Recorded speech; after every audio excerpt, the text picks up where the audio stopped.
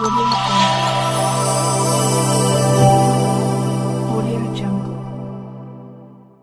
चलिए देखते हैं बिहार की 15 फटाफट बड़ी खबरों को। इससे पहले आप बिहार के किस जिले, किस शहर और किस गांव से देख रहे हैं, हमें कमेंट बॉक्स में जरूर बताएं। साथ ही बिहार की डेली खबरों से अपडेट रहने के लिए हमारे चैनल को सब्सक्राइब कर बेल आइकन को दबाना न भूलें।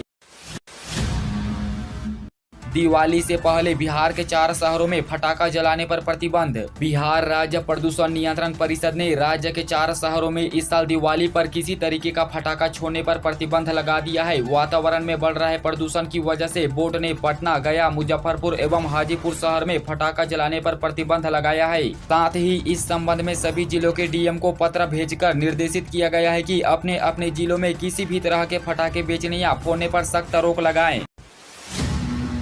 पटना में तेज हवा के साथ जमकर हुई बारिश। बिहार में वज्रपात को लेकर अलर्ट। बिहार में नोरू चक्रवात का असर दिख रहा है। पटना में जोरदार बारिश जारी है। साथ ही राज्य में सोमवार और मंगलवार को भारी बारिश होने की संभावना है। मौसम विभाग के अनुसार बिहार के कई जिलों में भारी बारिश को लेकर अलर्ट जारी किया गया है। इसके साथ ही बिहार के अन्य जिलों में कुछ देर बाद बारिश शुरू होने के आसार हैं। राज्य के 6 जिलों के शिवहर, सीतामढ़ी, मधुबनी, सुपौल, अररिया व पूर्णिया में भारी बारिश की चेतावनी है। बिहार में बढ़ रहा डेंगू के डंक का आतंक, जाने चिकित्सकों द्वारा बताए गए बचाव के उपाय। भागलपुर जिले में डेंगू का आतंक शुरू हो गया है। शहरी एवं ग्रामीण इलाके में इस बार डेंगू लोगों को अपनी चपेट में ले रहा है। इस बीच सदर अस्पताल में डेंगू जांचने वाला किट पिछले 3 दिनों से खत्म हो गया है। यहाँ डेंगू के संदिग्ध मरीज आते हैं तो उनको जाँच के लिए निजी लैब में भेज दिया जाता है, जिसमें सामान्य रोगी को जाँच कराने में खर्च करना पड़ता है। 11 अक्टूबर को सिताब दियारा पहुंच रहे हैं गृह मंत्री अमित शाह। यूपी प्रशासन भी तैयारी में जुटा। लोकनायक जयप्रकाश नारायण की जयंती को लेकर 11 अक्टूबर को केंद्रीय गृह मंत्री अमित शाह सिताब दियारा आएंगे। इस क्रम में केंद्रीय गृह मंत्री के अलावे उत्तर प्रदेश के मुख्यमंत्री योगी आदित्यनाथ सहित राष्ट्रीय व राज्य स्तर के नेताओं के शामिल होने की संभावना है। बिहार की निजी आईटीआई में अब भी खाली है 1 लाख सीटें, नहीं मिल रहा है छात्रों का नया ट्रेंड। बिहार की निजी आईटीआई में सुविधा व प्लेसमेंट का अभाव होने के कारण छात्र नामांकन कराने नहीं पहुंच रहे हैं। 30 अक्टूबर तक निजी आईटीआई में नामांकन कराने की आखिरी तारीख है, लेकिन अब तक मात्र 30% सीटों पर ही नामांकन हो सका है। इसके साथ ही 70% सीटों पर नामांकन होना है। इस तरह नामांकन लेने की रफ्तार रही तो आधी सीटों पर ही नामांकन हो पाएगा और लगभग 1 लाख से अधिक सीटें खाली रह जाएगी। सितंबर से नामांकन हो रहा है।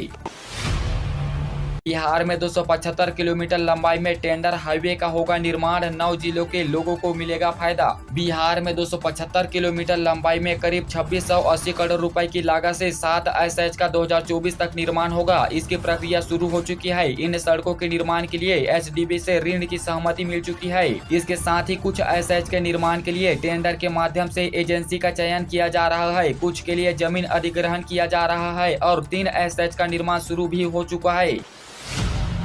बिहार के कॉलेज भी अब बनेंगे स्मार्ट। डिजिटल क्लास के लिए मुहैया कराए जा रहे डिजिटल बोर्ड। बिहार के विभिन्न विश्वविद्यालयों में स्मार्ट क्लास की तैयारी की जा रही है। इसके लिए विशेष प्रकार की एलईडी स्क्रीन या टीवी उपलब्ध कराए जा रहे हैं। इसे इंटरएक्टिव फ्लैट पैनल डिस्प्ले का नाम दिया गया है। यह एक तरह का डिजिटल बोर्ड होगा जिसका इस्तेमाल प्रधान अध्यापक विभिन्न विषयों की पढ़ाई के लिए कर सकते हैं।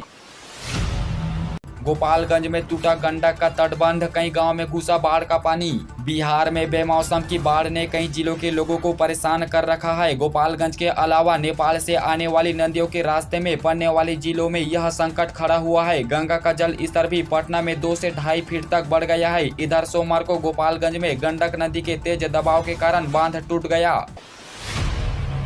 मुलायम सिंह यादव का मुख्यमंत्री बनने का सपना रह गया था अधूरा, जाने लालू प्रसाद ने क्यों लगाया था ब्रेक। समाजवादी पार्टी के रक्षक मुलायम सिंह यादव का सोमवार को निधन हो गया। मुलायम सिंह यादव यूपी ही नहीं पूरे देश की राजनीति में अपनी एक खास पहचान रखते थे। मुलायम के सियासी चालों से देश की राजनीति की दशा और दिशा कई बार निर्धारित हुई है। चरखा दामन से उन्होंने यूपी का सियासी रुख मोड़ दिया था। 2 वर्षीय बच्ची को लेकर भाग रहा था युवक, ग्रामीणों ने पकड़ा, पहुंची पुलिस को किया पथराव। बिहार में सहरसा के बनवा इटहरी ओपी क्षेत्र के घौड़दौड़ गांव में बच्चा चोरी के संदेह पर एक युवक को कुछ लोगों ने जमकर पीट दिया। बच्चा चोर को पकड़ने पहुंची ओपी पुलिस से भी ग्रामीण उलझ गए। आक्रोशित ग्रामीणों ने पुलिस जीप का शीशा तोड़ दिया। काफी मशक्कत के बाद पुलिस ने बच्चा चोर को ओपी ले आई।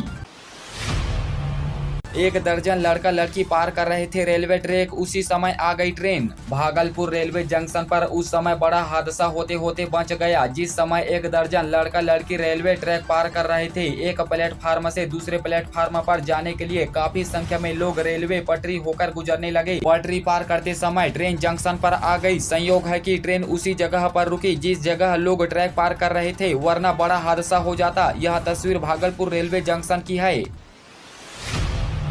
दिवाली छठ पर बिहार आना हुआ आसान, रेलवे चला रही 46 जोड़ी पूजा स्पेशल ट्रेनें। त्योहार पर्व के अवसर पर यात्रियों की अतिरिक्त भीड़ के मद्देनजर उनकी सुविधा के लिए पूर्व मध्य रेल के विभिन्न स्टेशनों से गुजरने वाली 46 जोड़ी पूजा स्पेशल ट्रेन चलेगी। इससे यात्रियों को सुविधा होगी और अतिरिक्त रेल सेवा उपलब्ध हो पाएगी।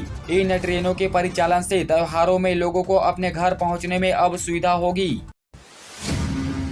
45,000 छात्रों के लिए आज से शुरू होगी एग्जाम, विद्यालयों में तैयारी पूरी। दरअसल बता दें कि जिले के +2 स्कूलों में इंटरमीडिएट की परीक्षा मंगलवार से शुरू होगी, जिसमें जिले के करीब 45,000 छात्र शामिल होंगे। परीक्षा को लेकर विद्यालयों में तैयारी पूरी हो गई है। भागलपुर होल्डिंग टैक्स कार्यालय को 7 साल से ऑनलाइन करने की हो रही है कोशिश, अब तक नहीं हो सका संभव। राज्य सरकार अपने सभी सरकारी कार्यालयों को पेपरलेस करने के लिए ऑनलाइन व्यवस्था कर रही है, ताकि लोगों को कार्यालय का चक्कर नहीं लगाना पड़े। स्मार्ट सिटी भागलपुर शहर की सफाई सहित अन्य व्यवस्था देखने वाले नगर निगम में एक शाखा को छोड़ कोई शाखा में ऑनलाइन व्यवस्था नहीं है। पूर्वी चंपारण के मोतिहारी में शॉर्ट सर्किट से लग गई आग, विस्फोटक की आवाज पर मची अफरा तफरी। शहर से सटे मजुहाराम गांव के समीप पावर ग्रिड में सोमवार को अपराह्न 3 बजे अचानक शॉर्ट सर्किट से आग लग गई। आग लगने के विस्फोटक की आवाज पर इलाके में अफरा तफरी मच गई। बताया जाता है कि आग ने पावर ट्रांसफर को अपनी आगोश में ले लिया, जिसमें ब्लास्ट हुआ। विस्फोटक की आवाज काफी दूर तक सुनी गई। सूचना मिलते ही विभागीय पदाधिकारी मौके पर पहुंचकर आग बुझाने की कवायद में जुट गए। काफी मशक्कत के बाद आग पर काबू पा लिया गया।